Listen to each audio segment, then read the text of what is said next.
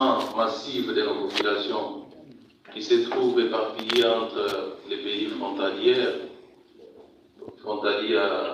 à notre pays, des déplacés internes, provoquant ainsi une crise sociale incalculable.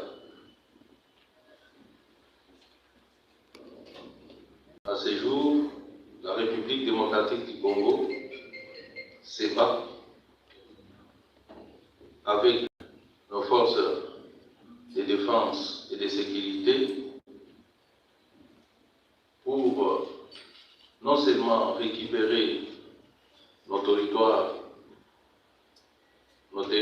occupés par l'armée rwandaise, mais également établir la paix, la sécurité dans cette partie de la République. Si à l'est du pays, les pays occupés, à cela il faut ajouter les groupes armés qui naissent comme des champignons, toujours soutenus par certaines forces étrangères dans le but d'exploiter nos terres, nos minerais et abuser de notre population.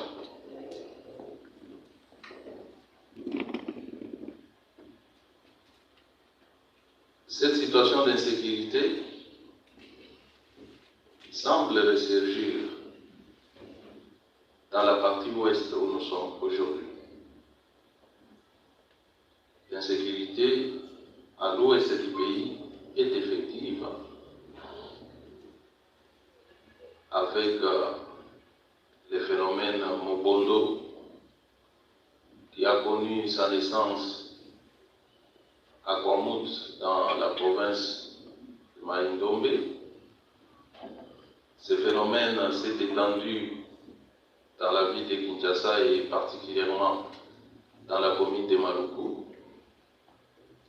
Elle s'est étendue dans le Congo ainsi que dans le Congo central. Je pense que tout le monde sait ce qu'on appelle Mobondo. Ce sont des jeunes gens qui sont initiés, qui pensent qu'ils sont invulnérables à des balles. Ces gens s'attaquent à tout ce qui est symbole de l'État. Ils s'attaquent à nos forces de sécurité et de défense. Ces gens tuent la population civile, incendient des villages entiers. Et à la base, il y a un conflit à la fois des terres, mais aussi coutumier. Les renseignements à notre disposition indiquent l'implication de certaines personnalités politiques et notabilités qui entretiennent ce conflit, je vous l'ai dit, qui intoxiquent des populations, qui les incitent à massacrer les autres, croyant ainsi fragiliser les institutions de l'État et saboter l'autorité de l'État. Ces hommes politiques se recrutent dans certains partis politiques qui siègent au Parlement.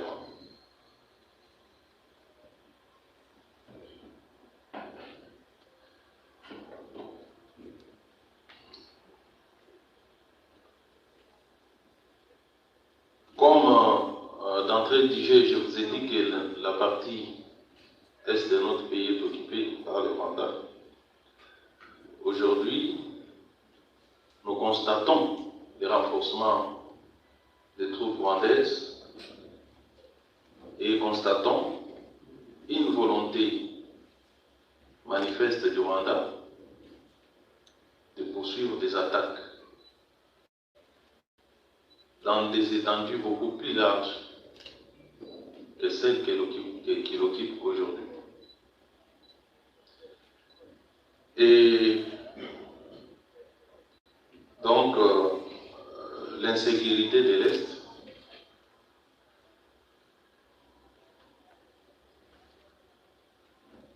s'étend vers l'Ouest, comme je l'ai dit, avec l'accompagnement des hommes politiques. Je pense que je pourrais revenir dans les détails si jamais vous cherchez à en savoir un peu plus. Mais c'est comme ça que la situation sécuritaire, j'ai oublié de mentionner ce qui se passe dans la province de la Chopo, qui a des ressemblances avec ce qui se passe à Kwamut, puisqu'à l'origine, les gens se disputent des terres, lesquelles terres sont vendues à certains hommes politiques, des grandes étendues de terres vendues à des privés, empêchant ainsi la population qui vit du champ d'exploiter leurs terres. Et cela à dessein pour provoquer la crise que nous sommes en train de connaître. Sur les plans politiques,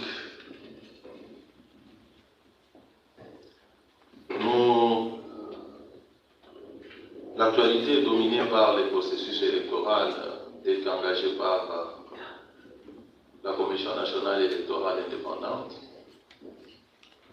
Je pense que vous avez suivi dans les médias que la CENI était passée me visiter avant-hier pour me déposer cet avant-projet de loi portant adoption de la répartition des sièges par circonscription électorale pour les élections législatives, provinciales, municipales et locales. C'est ça. Tout ça, c'est l'avant-projet que la CENI m'a déposé. Au moment où je vous parle, une réunion gouvernementale est convoquée à des fins de travailler sur ces projets, les transmettre au Parlement. Parce que avant la fin de la session en cours, ceci témoigne la volonté des animateurs de la CENI d'organiser des élections dans les délais de la Constitution. Ici, je tiens à souligner également la volonté du gouvernement de la République à accompagner la Commission électorale nationale indépendante à respecter son calendrier en lui donnant des moyens nécessaires pour que les élections se tiennent à la date et dans de bonnes conditions.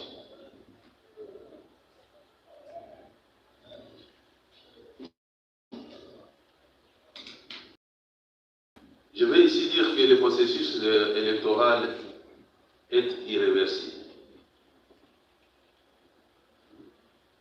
Pendant qu'il y a une frange de nos compatriotes pense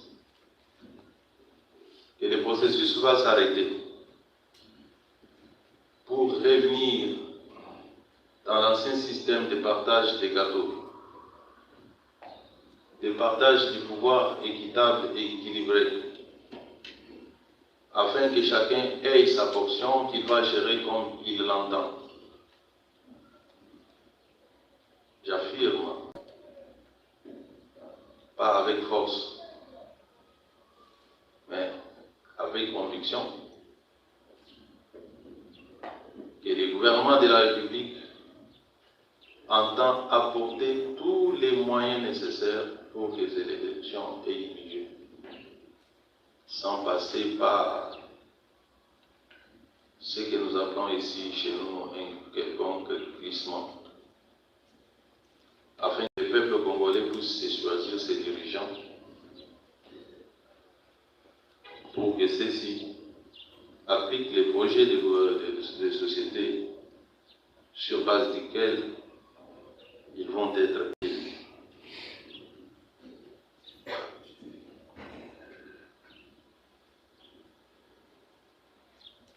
L'actualité reste également dominée par, sur cette liste électorale, je l'ai dit. J'ai dit qu'il y a des Congolais qui ne veulent pas aller aux élections et qui multiplient des subterfuges, des actions désespérées qui relayent l'insécurité orchestrée par l'ennemi rwandais à travers le pays, à travers des actions terroristes telles que celles qui se passent dans les Grands Katanga, où il y a des gens qui organisent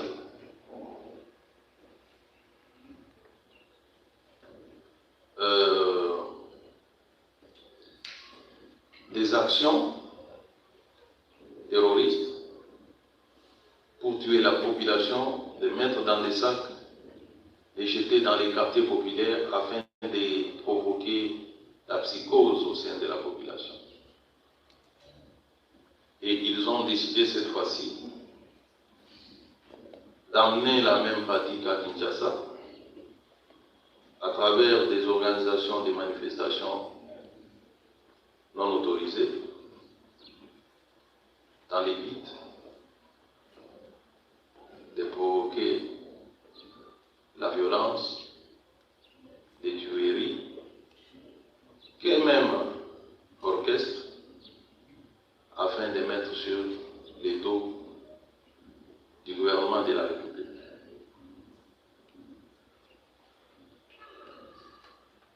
Ces acteurs politiques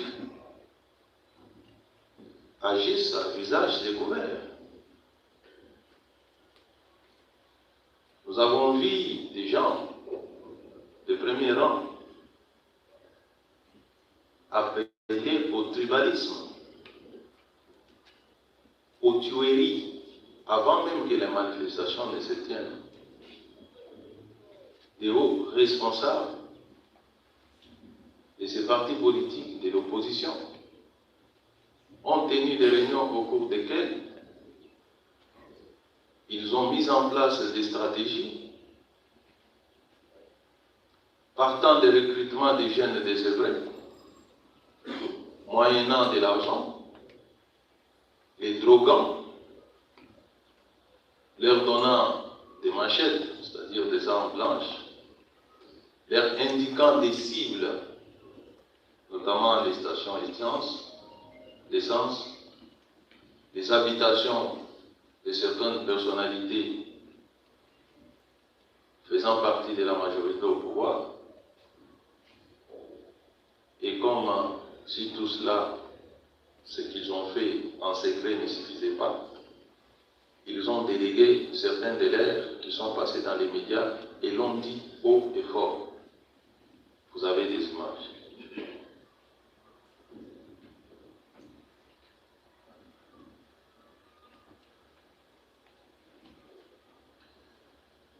Face à cette situation, le gouvernement de la République garant de l'ordre public et de la paix sociale, n'entend pas se laisser faire. Le gouvernement de la République n'entend ni se laisser intimider, ni se laisser faire du chantage que nous voyons ces derniers jours.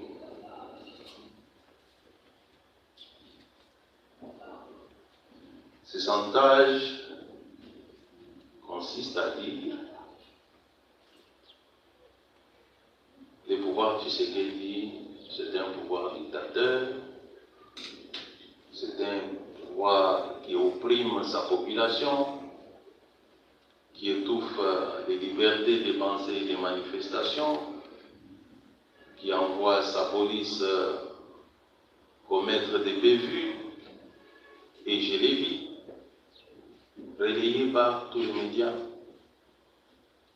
même les plus respectueux, en boucle.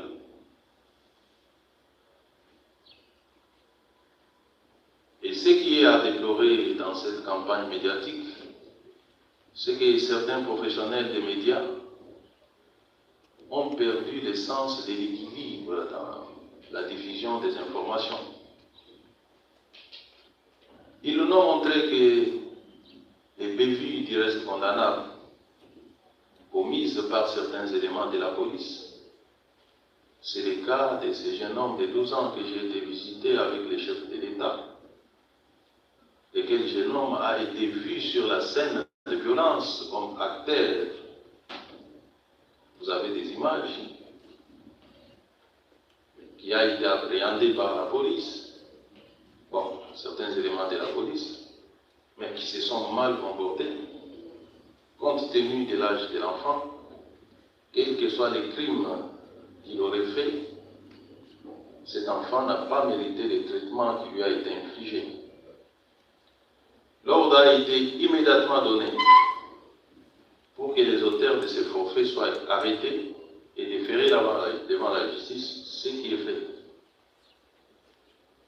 Et les images existent. Les médias, certains médias, tendancieux au pays, comme en international, n'ont pas relevé cet aspect des choses que le gouvernement de la République a condamné le comportement de ces éléments de la police. Mais on a montré que le côté négatif, non seulement que le chef de l'État a rendu visite à ce jeune homme, qu'il a eu à réconforter avec sa famille, mais il a également été visiter des éléments de la police blessés grièvement. Ces médias-là n'en ont pas fait état, puisque cela va contredire des contre-vérités qu'ils ont débitées en boucle sur leur chaîne. C'est vrai qu'il y a eu violence. C'est vrai qu'on a violenté certains manifestants. Mais c'est aussi vrai que les manifestants ont violenté les forces de l'ordre. Sans vouloir défendre la violence d'où qu'elle vienne, je tiens ici à rappeler que la République démocratique du Congo n'est pas le seul pays au monde où les éléments de forces de sécurité ont eu à se mécomporter. On a vu ça en France. Les vidéos existent où les forces de l'ordre se sont attaquées violemment à des populations passives qui étaient là, qui ne bougeaient même pas. Les images existent. Contrairement à la population qui a manifesté ces jours-là, qui étaient des jeunes recrutés, drogués, armés en machette, qui s'attaquaient à la police. On a vu des gens qui, debout devant je ne sais quoi, Et les forces des policiers sont allés les matraquer. Aux États-Unis, on tue des citoyens américains par certains policiers. On tue, je dis bien on tue, on étrangle volontairement et on tue, on donne la mort. Jamais on a cherché à mettre tout cela sur les dos des gouvernements de ces pays. Jamais, mais alors jamais. On parle des cas isolés, on singularise les comportements de ces agents-là. Mais en République démocratique du Congo, lorsque quelques éléments de la police se méconduisent, on dit que c'est l'État congolais. On qualifie l'État congolais de l'État voyou. De l'État qui ne respecte pas la démocratie. De l'État qui ne respecte pas les droits de l'homme. L'État. Ailleurs, on singularise et on parle des agents indisciplinés. Chez nous, c'est l'État. On accable les chefs de l'État, on accable ses ministres, on accable ses collaborateurs comme si ce sont eux qui sont descendus sur le terrain pour dire à la police maintenant, attaquez-vous à des citoyens. Je tiens à dénoncer cette façon de traiter de manière impartiale les informations.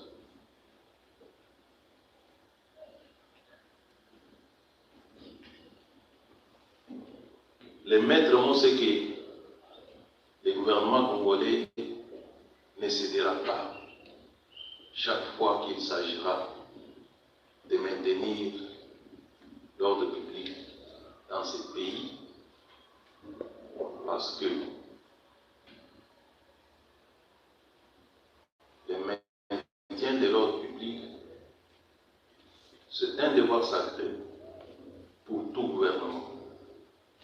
On ne laissera personne, mais alors personne semer la désolation et la mort dans nos populations au nom de sa liberté d'opinion ou de ses convictions politiques. On ne laissera personne le faire. Je veux que cela soit retenu de tous. Parce que c'est ce qui s'est fait partout au monde. Jamais un État n'a laissé des bandits saccager les habitations des gens, s'attaquer à des paisibles citoyens. Il y a une journaliste que le chef de l'État a visée qui a été attaquée par des manifestants au motif qu'elle serait proche du pouvoir.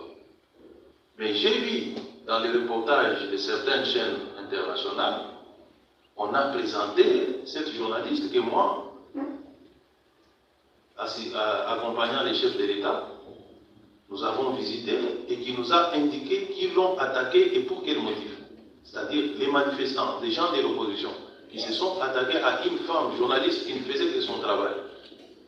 On lui a ravi sa caméra et tout son équipement au motif qu'elle est proche du pouvoir. Les journalistes internationaux, ils n'ont pas vu ça. Ils l'ont vu, mais ils ont voulu mettre tout sur les dos du gouvernement. Cette façon de faire est injuste. C'est ici l'occasion d'interpeller les institutions d'appui à la démocratie, les ONG des droits de l'homme. Votre rôle n'est pas seulement d'accompagner la violence pour faire les bilans. Votre rôle, c'est aussi de prévenir la violence. Et ici, je m'adresse plus spécialement au CESAC, qui doit réguler l'espace médiatique dans notre pays, où nous voyons des plateaux de télévision offerts à des individus qui viennent appeler à la violence, et cela pendant de longues minutes. aucune organisation des droits de l'homme n'a eu à condamner ces discours qui se répandent de plus en plus, dirigés par un groupe ethnique de notre pays, les Balouba.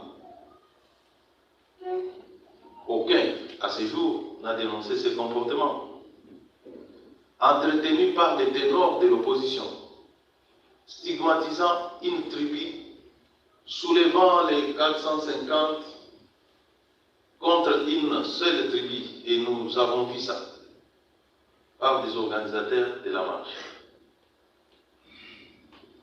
Et lorsque la justice du pays fait intervenir, on crie à l'acharnement, à la brimade, à l'étouffement des libertés d'expression. Et je ne me rappelle pas que dans l'histoire des nations, et surtout dans les nations dites démocratiques, jamais on a laissé des citoyens tenir de tels propos séparatistes.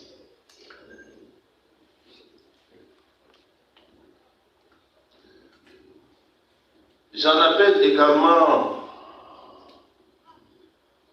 à la Commission nationale des droits de l'homme, qui doit aussi jouer des rôles de prévention à travers l'éducation des masses. Dans cette masse, il y a aussi des politiciens que nous sommes. Nous devons apprendre à respecter l'autorité établie. La liberté de marcher est garantie par la Constitution. Je m'opposerai toujours à toute tentative d'empêcher des gens, des citoyens congolais, à manifester leurs opinions. Mais ces manifestations doivent répondre aux exigences de la loi, c'est-à-dire qu'elles doivent être encadrées par les pouvoirs publics. Et lorsque le pouvoir public dit « vous allez marcher sur tel itinéraire », les opposants disent « nous allons aller sur un autre itinéraire ».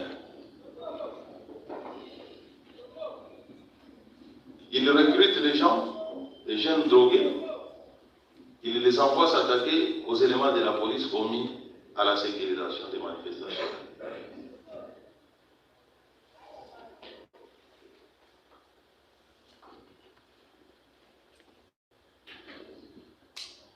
Le gouvernement de la République qui n'entend pas se laisser faire utilisera tous les moyens légaux pour que les lois et règlements de la République soient respectés. Ça, vous pouvez compter sur moi. Nous appliquerons tous les moyens légaux à notre disposition pour que l'ordre public soit préservé, que la sécurité soit assurée à tous les Congolais de manière égalitaire, sans discrimination aucune.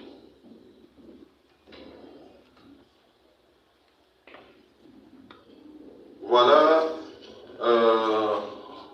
mesdames et messieurs de la presse, quelques points que j'ai voulu partager avec vous et me soumets à votre disposition pour quelques réponses, pour quelques questions, pour me permettre de rejoindre l'équipe gouvernementale qui travaille sur les projets de loi sur la répartition des sièges. Je vous remercie pour votre attention. Nous disons merci.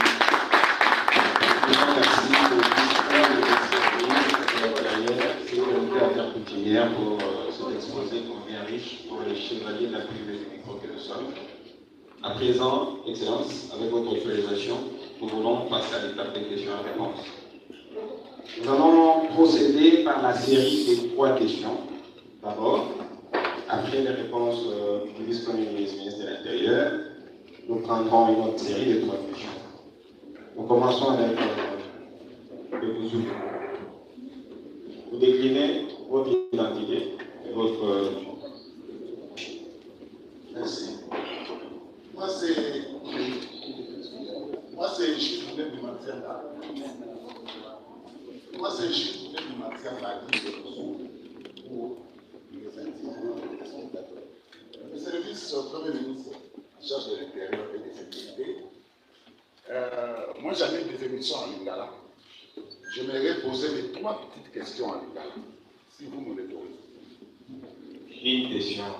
J'en ai 3, monsieur, c'est l'actualité. Voilà, il y a une bosso. Monsieur Peter Kaza, d'excellence. Lelo autour de Kambuya, actualité.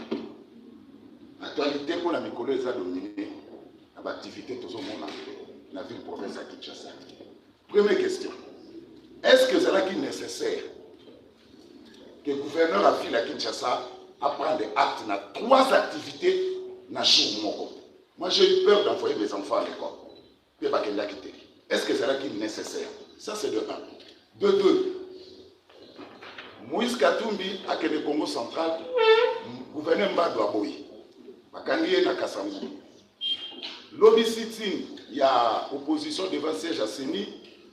Vice-gouverneur chez Koko Akoumi Mukanda, totalement le dans la TV, que Aboyi n'a pas fait acte. Question. Est-ce la démocratie est en danger ou Peter Kazadi veut museler l'opposition? Pour ce qui est autour de Makamounion, c'est mon continent, insécurité. Mais il y a aussi l'insécurité à Kinshasa. C'est le phénomène Koulouna. Mais Naza, vraiment dessus, dans mon Mokondi, excellence à l'objet en beauté. Alors, quelle stratégie pour la VPM Peter Kazadi, la général Kassongo, pour mettre fin à phénomène Koulouna? Ça devient scandaleux au vu et aussi de tout le monde. Na balabala bobima bozo qui nous voiture na porte à lupango, Koulouna les salana au quotidien na kata lupango. Quelle stratégie pour mettre fin à phénomène Koulouna na Kinshasa? Merci. Donc, je vous exhorte à être respectueux des règles de jeu. Ce que je viens de faire, poser uniquement une question. Je prends Stani et Barry.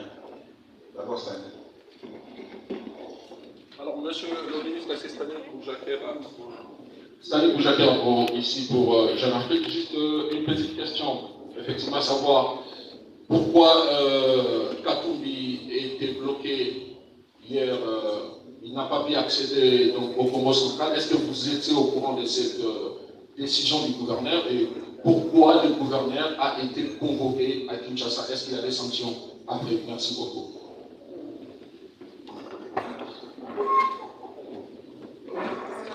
C'est Barik Bouema, Radio Top Congo FM. Une seule question.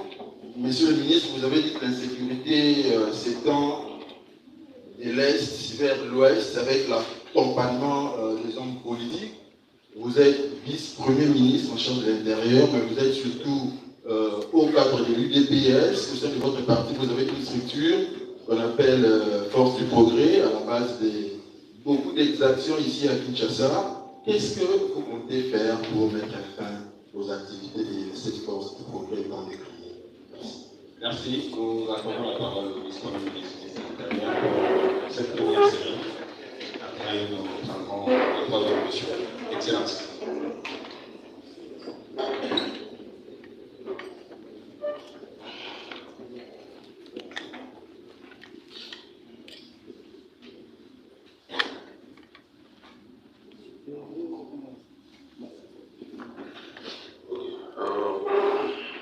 Merci beaucoup.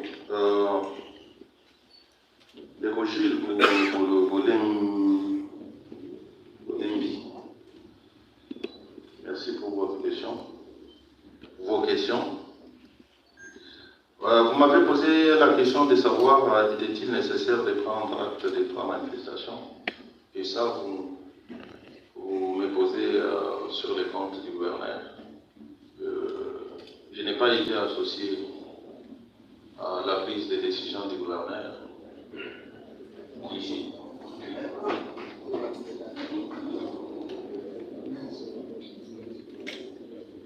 qui gère la province conformément aux lois du pays et surtout la loi portant l'autonomie, je pense,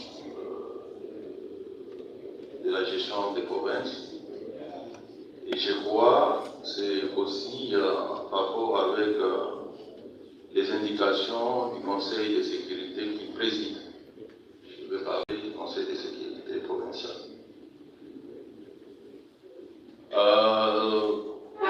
À entendre votre question, vous fustigez le fait qu'il est autorisé pour manifestation à la fois, ce qui est votre droit le plus légitime. Mais dans tout ça, ce que moi je constate est que le gouverneur avait donné les itinéraires à chacun des groupes. Comme cela se fait toujours. Depuis que nous-mêmes nous étions dans l'opposition, il y avait toujours des réunions de concertation avec l'autorité provinciale où nous convenions sur l'itinéraire à prendre, des attitudes à adopter et la conduite à observer. Et ça, j'aimerais que vous, journalistes, vous puissiez souligner. Pourquoi vous ne voulez pas dire les choses telles qu'elles sont? Oui, le gouverneur a autorisé 3 manifestations. Il a autorisé une manifestation qui devait commencer dans la commune de Ngaliema pour chuter sur Victoire. C'est la manifestation de l'opposition. Donc le gouverneur n'a pas interdit à l'opposition de marcher. Mais il leur a dit, vous prenez tel secteur. Il a donné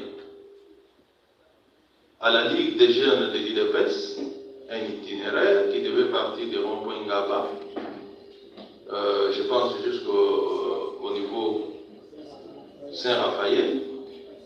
C'était pour que les deux ne se rencontrent pas.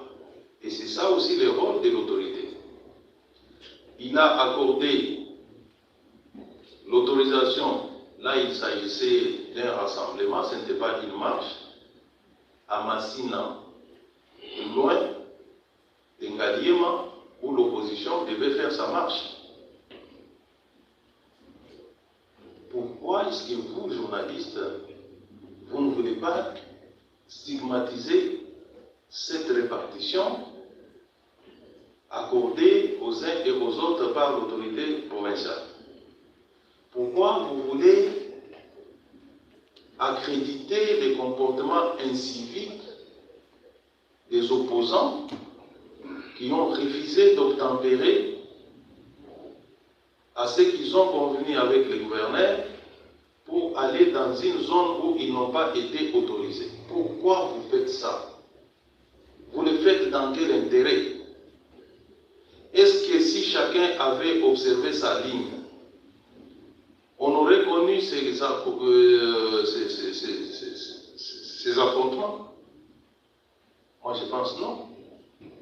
Moi je dis plutôt, le gouverneur était intelligent, démocrate, puisque s'il avait refusé aux uns et accordé aux autres, on allait dire que voilà, il a privilégié tel au détriment de tel. Il a dit, ok, vous voulez marcher? Rappelez-vous, avant cette marche, il y a eu une marche qui était projetée, je pense, le 13. Au cours de cette réunion, le gouverneur a fait état de ce qu'il y avait 3 marches programmées le même jour sur les mêmes itinéraires. Il a voulu les partager en proposant à l'opposition de manifester les 18 pour laisser la date du 20 aux autres organisations politiques. Ça, vous ne voulez pas le dire.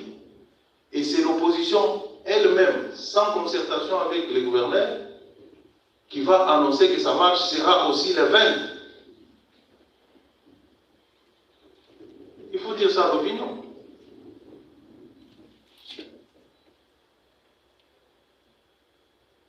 Il faut dire ça à l'opinion. J'ai dit que je n'ai pas pas été associé à la stratégie de l'hôtel de ville, mais je la trouve plutôt intelligente.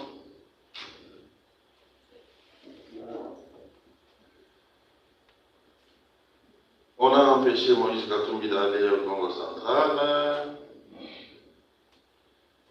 Peter Kazadi veut museler la démocratie. Voilà les langages. Quand ça se passe en France, on ne cite aucune autorité. Quand ça se passe aux États-Unis, où on étrangle des citoyens par des policiers, on ne cite aucun responsable. Mais quand ça se passe au Congo, dans le Congo central, on cherche Peter Kazadi à Kinshasa. C'est ça les Congos et les Congolais. Il faut toujours trouver des gens à accuser, des autorités et des autorités à pourfendre. Monsieur Jules Boulembi,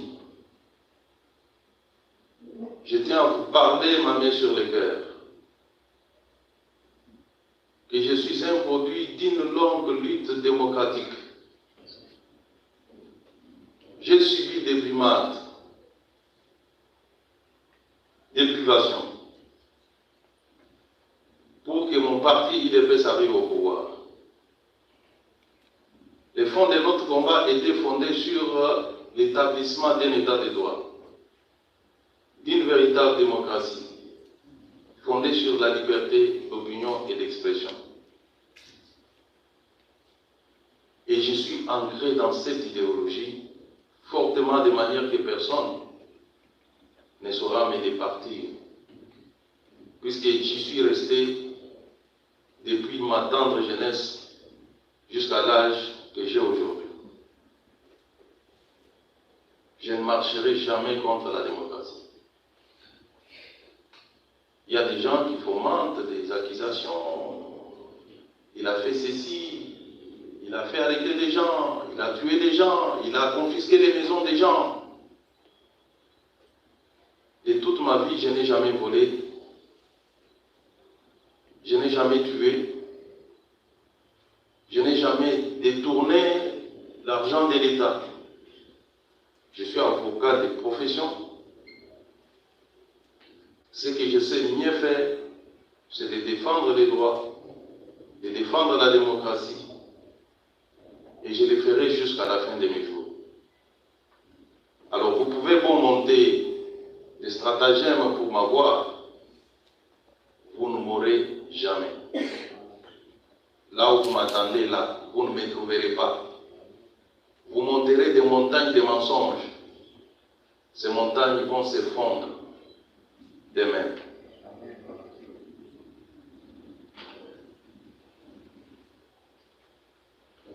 Je vais vous dire que je ne suis pas venu à la tête de ce ministère pour museler ni l'opposition ni la démocratie. Mais je peux vous dire avec conviction que je suis là pour restaurer l'autorité de l'État, longtemps bafouée, rétablir l'ordre et la discipline dans la société. Ça, je le ferai parce que c'est la Constitution qui me l'autorise. Si pour vous, appliquer strictement la loi est un crime, là j'accepterai d'aller dans la prison que vous allez me construire pour avoir appliqué les lois et règlements du pays.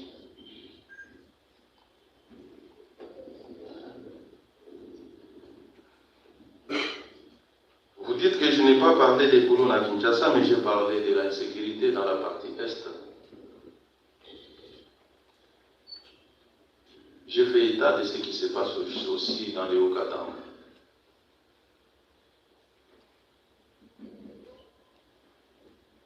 Le phénomène Mobondo aujourd'hui est aussi infiltré par des colons.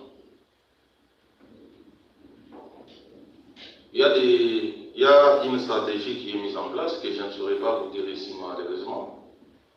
Mais si vous observez un peu avec plus de la hauteur et de neutralité, vous verrez que dans certains coins, le phénomène Koulouna a diminué. Je ne dis pas que c'est fini, je dis que le phénomène a diminué.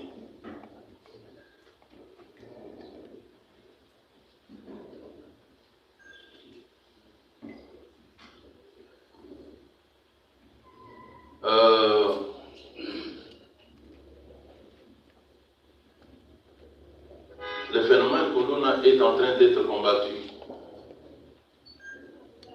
Nous avons tout simplement choisi de ne pas utiliser les anciennes méthodes. Dans 2 mois, vous allez sentir un grand changement en ce qui concerne les phénomènes se commettent. Pas plus qu'avant-hier, j'ai été à Makala. Je ne sais pas si vous êtes au courant, sinon vous l'aurez publié dans votre émission. J'étais au plus fond de Makala où les populations avaient vidé des maisons. Avant ça, j'étais à Kisenso où les populations avaient abandonné leurs maisons. Vous pouvez faire un tour là-bas aujourd'hui, vous trouverez des populations qui ont regagné leurs maisons et la paix et la sécurité règnent. Le mal est énorme. Nous n'allons pas l'éradiquer en un seul jour. Nous travaillons petit à petit et je vous promets des résultats très bientôt. Monsieur Stani Boujakira Boujakera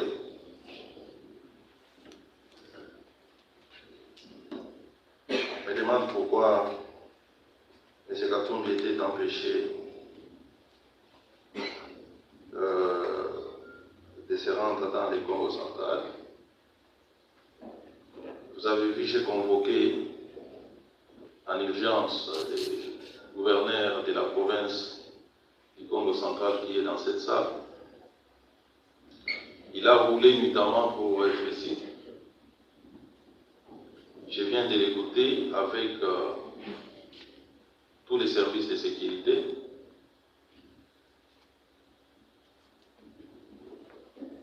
Il nous a expliqué, comme l'atteste sa correspondance adressée aux manifestants, il m'a laissé entendre que, d'ailleurs c'est là consigné dans sa lettre, qu'il n'a jamais refusé l'organisation des manifestations dans sa province, mais qu'il avait posé quelques préalables, notamment à journée de 2 jours, je pense que c'est ça, monsieur le gouverneur, la tenue de la manifestation, indiquer les lieux sur lesquels ces manifestations devaient se tenir, et cela après Conseil de sécurité provincial qui a fait état, je me permets de vous le dire, c'est le rapport que je reçois du gouverneur, mais qui m'ont été donnés avant toutes les marches par nos services. Il y avait également recrutement des jeunes venus de Kinshasa pour faire la même chose. Vous êtes sans savoir que l'encadrement des manifestations de grande ampleur commande beaucoup d'effectifs de la police, ce qui commande également beaucoup de moyens financiers. Compte tenu du temps imparti, monsieur le gouverneur n'avait pas encore réuni les moyens financiers pour pouvoir disposer un nombre suffisant d'éléments de la police pour encadrer ces manifestations. C'est ainsi qu'il avait demandé aux organisateurs d'ajourner de 2 jours seulement. Ils ont refusé. Le courrier du gouverneur, je pense qu'il l'a mis dans les réseaux sociaux. Ça suffit. Pourquoi est-ce que vous refusez d'exploiter ça? Pourquoi ce que le pouvoir dit est ignoré superbement pour ne créditer que la thèse de l'opposition? Pourquoi? Nous savons que l'opposition en face de nous a beaucoup de moyens. Nous savions comment il y a des journalistes qui sont payés mensuellement.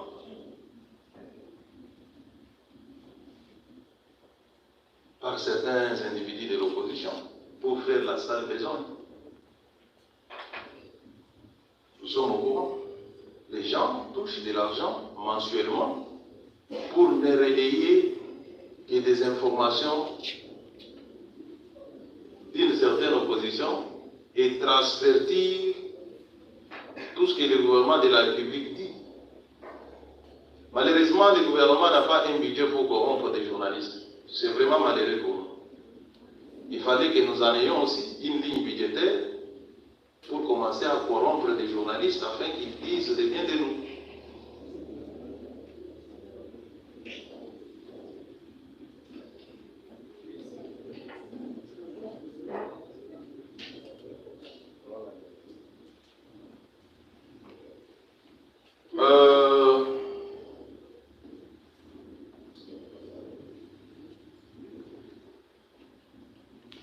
On a parlé des forces du progrès.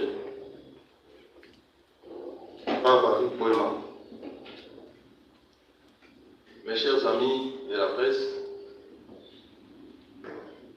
je suis natif de l'île de Pesse. Quand je dis je suis natif de l'île de Pesse, c'est-à-dire que depuis mon jeune âge, je n'ai pas connu de parti politique. J'ai grandi au sein de l'île de Pesse. Je connais la mentalité des membres de l'île de Pesse. Le phénomène force du progrès aujourd'hui, ce n'est pas les mêmes qu'Étienne Tshisekedi avait béni. Tout le monde se constitue aujourd'hui en membre de forces du progrès. Tous les chefs, tous les gens qui étaient membres du PPRD, qui étaient sur le boulevard du 30 juin, aujourd'hui, si vous passez, ils sont devenus forces du progrès. Ce que j'ai dit est vérifiable.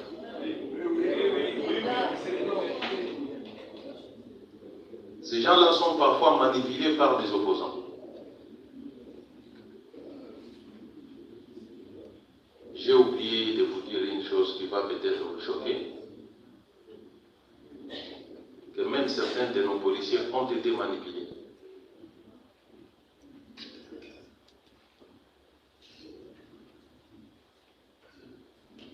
Alors, lorsqu'on manipule des jeunes gens comme ça, ils commettent des exactions. Ceux qui arrachaient les téléphones des gens en ville à l'époque, aujourd'hui, ils sont revêtus de l'étiquette des forces du progrès. Mais ce que vous devez savoir est que l'IDPS est un parti organisé. L'IDPS a une direction politique. L'IDPS a ses structures. Lorsque la Ligue des jeunes de l'IDPS a voulu marcher, elle s'est adressée à l'autorité urbaine. Elle a marché. Elle a des responsables qui sont connus. Si des bandits s'organisent et empruntent les noms des forces du progrès pour commettre des exactions, ils vont nous trouver sur leur chemin. Les forces de la police, les forces de sécurité vont les neutraliser. Ça, vous pouvez être sûr.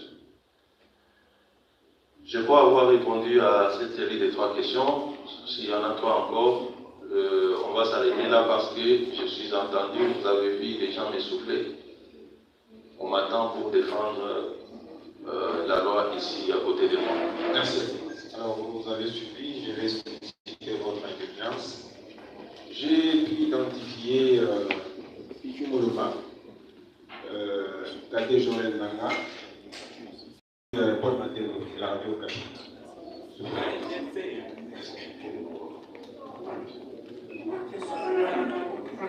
Paul Matteo.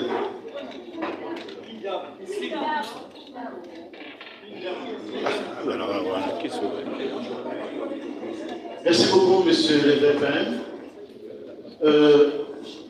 J'ai une petite question, peut-être qui peut s'étendre en 2-3 minutes. C'est Paul Matteo de Radio Okapi.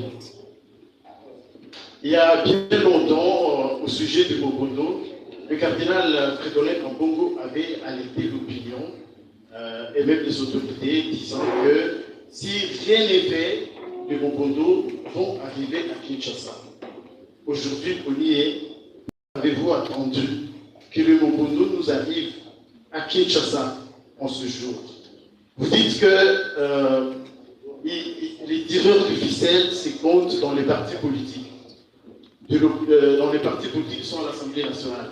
Je voulais bien savoir, sont-ils de l'opposition ou de l'union? Vous étiez dans l'opposition et maintenant que vous êtes au pouvoir, je me rends compte qu'il n'y a pas de changement. L'opposition aujourd'hui se comporte comme l'opposition quand vous étiez dans l'opposition. Et la police aujourd'hui se comporte de la même manière que quand vous étiez dans l'opposition. Je voulais citer par suggérer. Est-ce que vous ne pouvez pas, s'il vous plaît, libéraliser l'espace politique? C'est-à-dire, lorsque l'opposition veut marcher, vous demandez à la police d'accompagner l'opposition sans affrontement. Merci beaucoup. Merci. Merci beaucoup.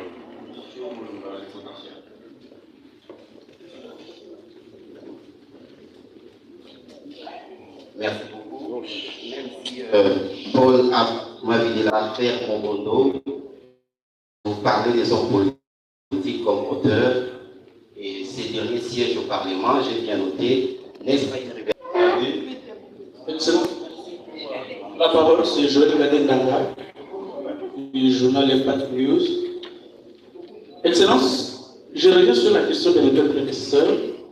Nous sommes habitués, le président de l'Assemblée nationale, la dernière fois, dit quitter le groupe armés, s'adressant aux députés, sans les citer. Pourquoi nous avons cette phobie à garder les criminels dans le secret, alors que vous pouvez les identifier et que chacun fasse un arôme sur eux? Si je peux maintenant poser ma propre question, qu'est-ce qui a été déjà entrepris jusqu'ici pour faire ça au Mobondo? Parce que dans l'Équateur n'a été marqué que par l'armée. Et le phénomène, comme il en s'apporte, s'il n'y avait pas eu l'armée, il se serait porté jusqu'ici à Kinshasa. Alors qu'est-ce qui entrepris entre-temps pour faire face à ça? Parce que vous avez dit que certains politiciens recrutent même les Kourouna pour les intégrer dans ces phénomènes. Merci. Merci beaucoup. J'espère que c'est terminé. C'est terminé. Vita, Excellence, avec votre autorisation, on peut prendre Madame. S'agissant d'une dame,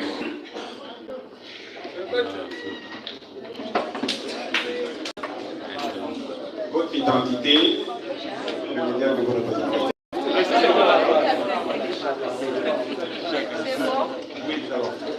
Moi, Moïko, capitaine Kazaki, Marco Langu de la télévision, Moutuna la Reza la Lingala.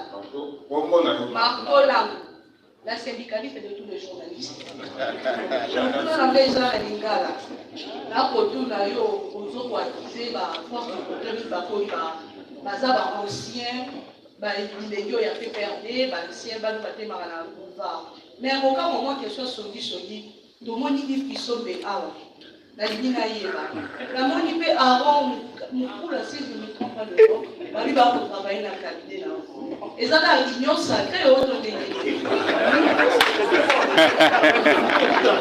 Merci.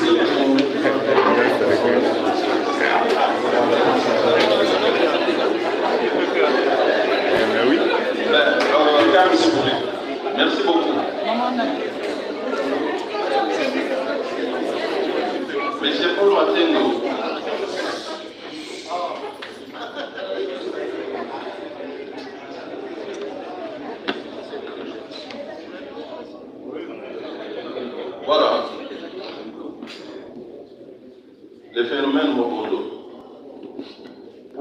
avoir attendu qu'ils arrivent à Kinshasa. Et le cardinal l'avait prédit. Il l'avait prédit avec raison. Parce que ces conflits opposent principalement un peuple qui est entre Kinshasa, Bandundu et, je pense, Équateur, et également la République du Congo. Il s'agit des Téké contre les Yaka.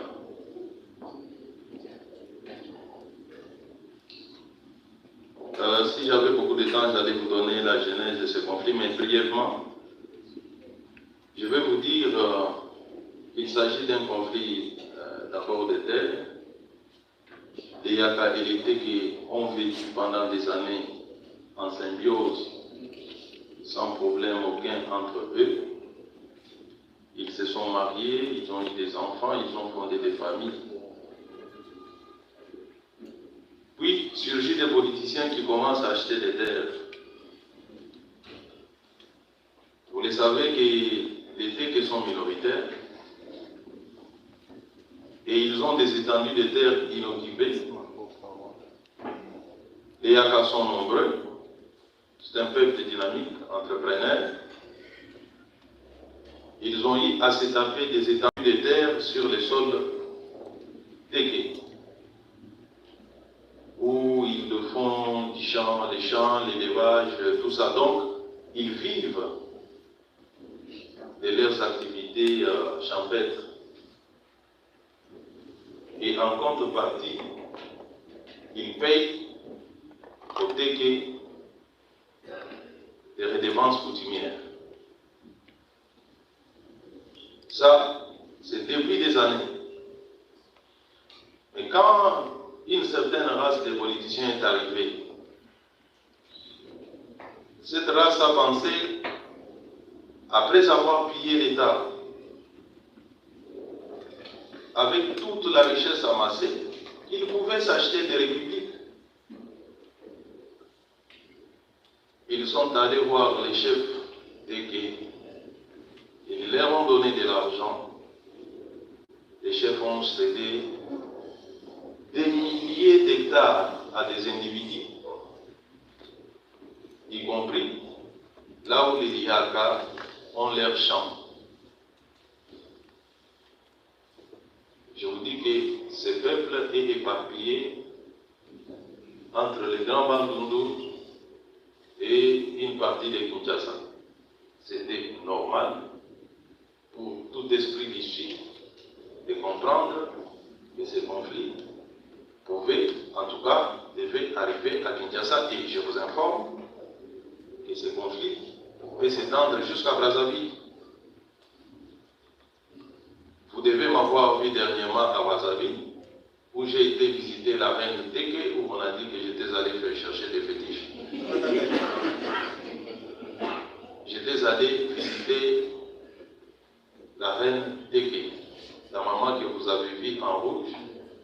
C'est elle, la mère des rois Téké. J'étais allé au sujet du conflit que nous déplorons aujourd'hui. Qu'est-ce qu'il y a à craindre? Puisque les Téké sont... Vous savez que les Téké de Brazzaville, quand ils sont malades, ils vont se soigner à Kwamout. Ce sont des frères. Si les Téké de Kinshasa, de Bandundu est menacé, ceux de Brazzaville se sentent menacés. Et il y a toujours des altercations sur les fleuves. J'étais allé pour prendre langue avec les autorités brazzavilloises à ce sujet. Je n'étais pas allé faire des tourisme ni chercher des fétiches.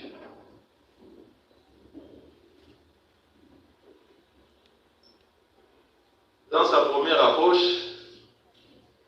nous avons eu des informations qu'il s'agissait des gens venus d'ailleurs,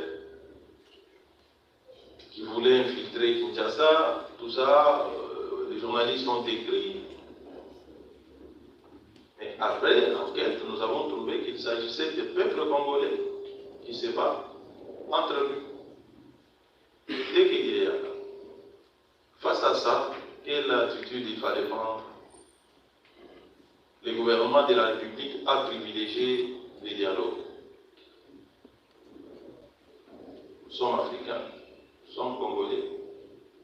Nous avons des systèmes de palabres. Une commission comprenant des chefs coutumiers et des communautaires a été mise en place pour essayer d'instaurer les dialogues afin de ramener la paix. C'est pendant ce temps que les politiciens s'activent à saboter la mission de paix, incitant les uns et les autres à boycotter la commission et à multiplier les tueries.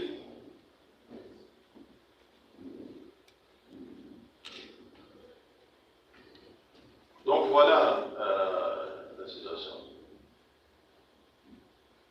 En même temps, il y a certaines organisations des droits de l'homme, il y a certains journalistes qui ne cherchent que là où on coupe les têtes aux gens, pour enfin mettre ça sur la tête du gouvernement. Les journalistes congolais qui devaient jouer au nationalisme, puisqu'il s'agit de notre pays, de notre peuple, personne ne donne la bonne information. Personne. Personne ne cherche la bonne information. Vous vous contentez de ce que ceux qui viennent de loin racontent selon les intérêts de leur pays et vous relayez.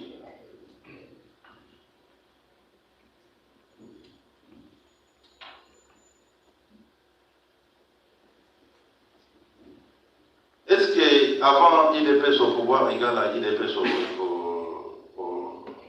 pouvoir? J'ai dit non, mon cher ami Paul. Vous ne pouvez pas dire ça. Lorsque l'IDPS était dans l'opposition, la police et l'armée tiraient à balles réelles. Avez-vous oublié la mort de Mukendi, de Kapangala, tué à bout portant? Avez-vous oublié les massacres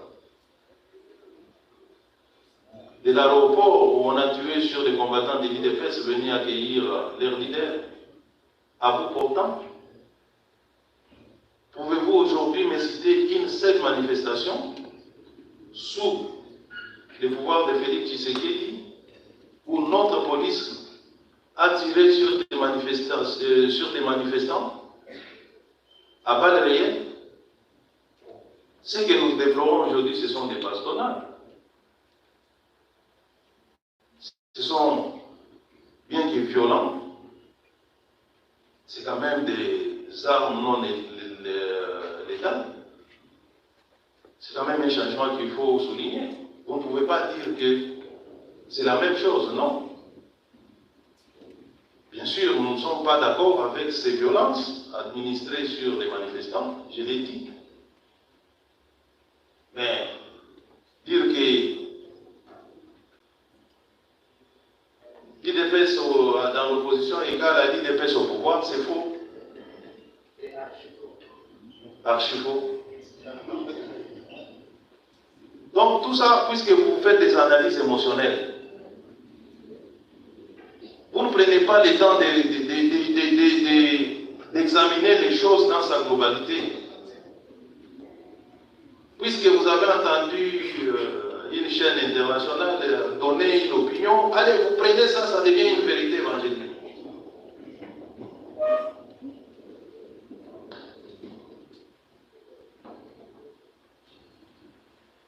Je l'ai dit, et sous forme de confession, l'IDPS ne confisquera jamais l'espace politique de notre pays. Sauf dans les têtes de ceux qui sont habitués à être confisqués, qui veulent être confisqués, mais l'IDPS ne va pas leur donner l'occasion de se faire confisquer. L'espace politique est libre. ouvertes et elle restera.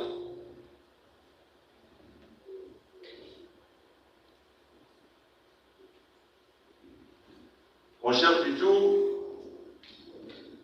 je ne suis pas autorisé à citer les noms de ces politiciens. Vous avez cité le cas du président Bosso qui demandait aux gens de quitter les groupes armés, avec des temps. Je pense que vous devez connaître quelques-uns des personnes auxquelles il faisait allusion. Aujourd'hui, ils sont en prison.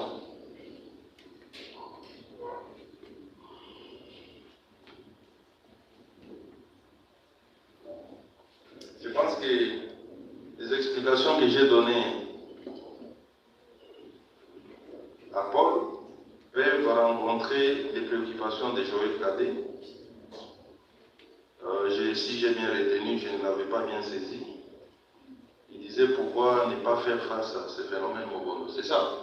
Pourquoi ne pas engager l'armée? Voilà. J'ai expliqué, voilà pourquoi je disais qu'une partie de la réponse adressée à Paul pouvait répondre en partie à votre préoccupation aussi. L'armée aujourd'hui est mobilisée parce que nous avons considéré que l'étape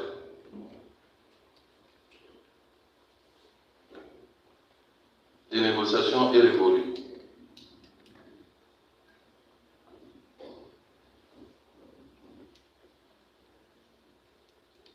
C'est que l'opinion doit savoir.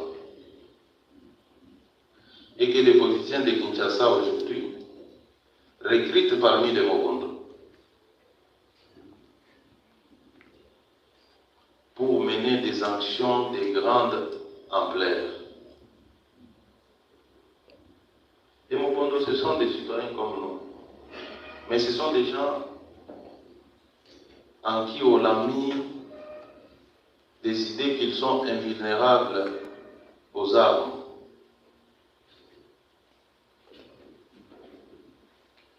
Et certains politiciens se sont payés le luxe d'aller les recruter pour qu'ils participent à leurs manifestations.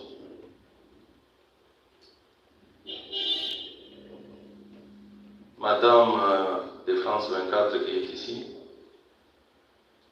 votre nom m'échappe, Aurélie. J'aimerais que vous puissiez passer sur France 24 les images sur les petits enfants que la police a maltraités. Non pas dans son lit où il est hospitalisé, mais lorsqu'il était sur les champs des opérations. Votre mari est congolais, il parle parfaitement lingala, qu'il vous interprète ce que la personne qui a filmé dit de cet enfant-là. Et quand j'ai vu cet enfant dans les lits, quand j'ai montré à ses parents les images, cet enfant-là était certainement drogué. À son âge là de 12 ans. Il était sur le front face à la police. Et c'est lui qui a filmé dit Mwana Oyo, Mwana Mwaza Awa, Azaro Kolazana Kindo. Ça veut dire il y a un enfant qui est ici, c'est comme si c'était un sorcier. Lorsqu'on recrute un enfant de 12 ans, on les drogue, on l'envoie faire face à une police.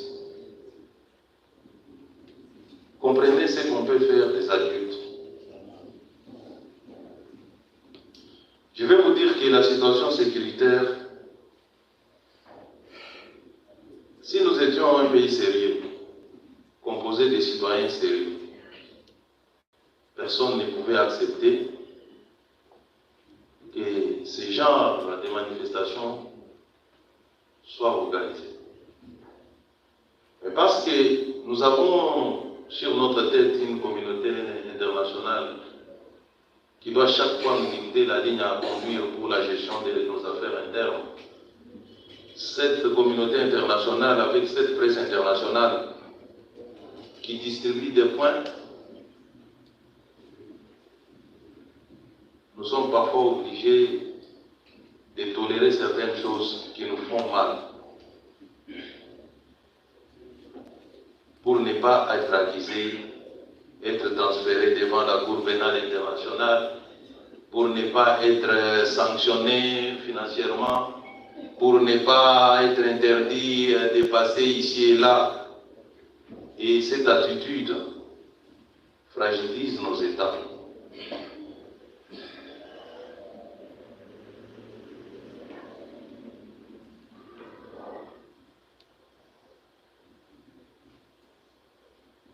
J'en appelle donc à la conscience nationale, à un sursaut patriotique, que nous soyons du pouvoir ou de l'opposition. La patrie est en danger parce qu'une partie de notre territoire est occupée par une armée étrangère. Il y a de ces opposants qui n'ont jamais dénoncé l'occupation de notre pays par les Rwandais. Ce sont ces opposants-là qui viennent aujourd'hui, relayant la politique génocidaire des Rwandais. Ils veulent répandre cela même dans la capitale, puisqu'ils ont des moyens financiers, puisqu'ils savent se faire payer des médias internationaux. Nous qui sommes au pays, nous subissons.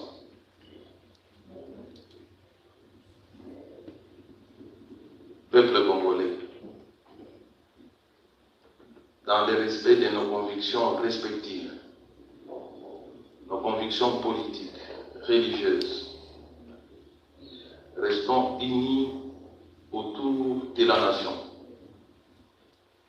Nous n'avons que ce pays, on n'en a pas deux. Nous pouvons discuter, nous pouvons nous chamailler sur les approches à prendre, mais nous n'avons pas le droit de semer des discordes entre nous. Nous n'avons pas le droit de faire la propagande du tribalisme. Nous n'avons pas le droit de faire l'apologie du séparatisme.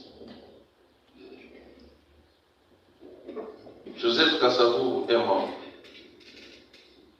Emery Patrice Lumumba est mort. Ils ont laissé ce pays uni, en dépit de tout ce qu'ils ont connu comme problème. Maréchal Mobutu l'a pris. Il l'a laissé uni.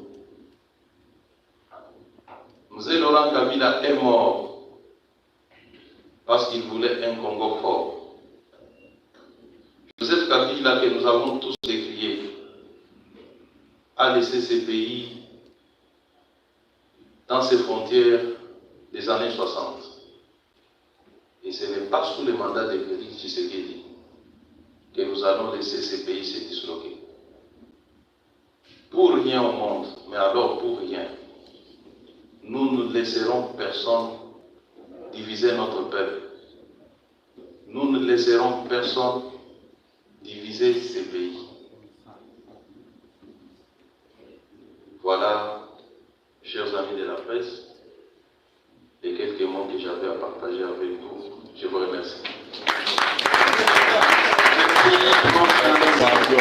Merci infiniment à l'autorité, au vice-premier ministre de l'Intérieur, sécurité à la coutumière, d'avoir accepté de répondre aux questions des journalistes. Merci à vous, chers confrères et confrères, d'avoir répondu correctement à nos invitations.